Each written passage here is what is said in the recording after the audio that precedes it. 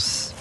Sud Radio fait son tour de France en direct. Et nous retrouvons en direct notre consultant Pascal Chanteur. Bonjour Pascal.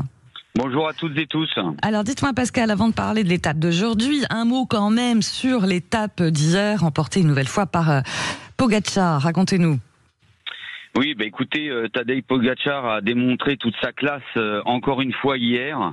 Il a surclassé ses adversaires et en premier lieu Vingegaard, qu'il a littéralement fait exploser dans cette épreuve chronométrée individuelle pour l'emporter avec plus de 30 secondes d'avance sur une dizaine de kilomètres de contre-la-montre. Donc c'est juste énorme.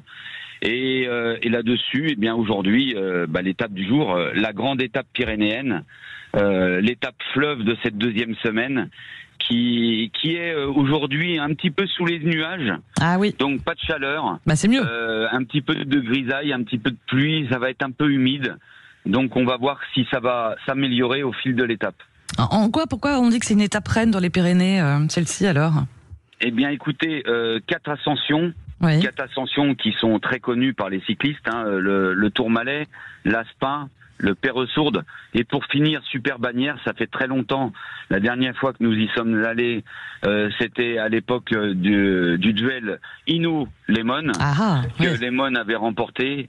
Et donc, c'est un retour aux sources pour notre sport, et ça va être un terrain de jeu formidable. Plus de 5000 mètres de dénivelé, un petit peu moins de 5000 mètres de dénivelé, et une grosse bagarre, avec certainement une échappée au long cours.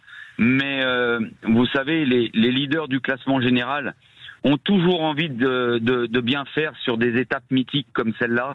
Et encore une fois, on retrouvera les meilleurs du classement général, même si c'est pas pour la victoire finale, mais en tous les cas, ils démontreront leur supériorité par rapport à leur adversaire. Alors, dans quel état, Pascal Chanteur, vous qui les suivez, tous ces coureurs, on en est où là, d'un point de vue mental, physique ?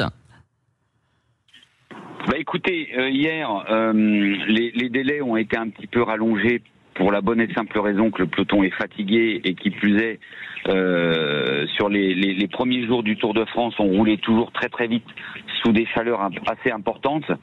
Donc ça a quand même permis aux plus fatigués de pouvoir rallier l'arrivée dans les délais, en sachant que les délais, c'est pas une promenade de santé.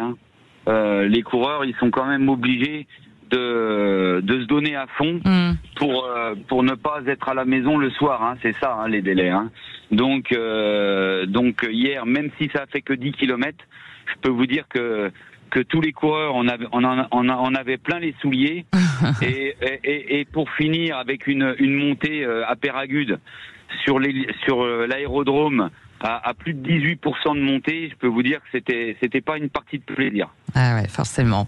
Merci beaucoup Pascal Chanteur, bonne étape. Merci à vous. vous. Et puis suivez cette étape. Exactement, on va la suivre. Déjà, on va retrouver votre camarade Vincent Barthaud vers 9h après le flash. Puis on n'oublie pas de 16h à 18h, bien sûr, avec Alexandre Priam qui est sur les routes en direct pour vous faire vivre cette 14e étape à suivre.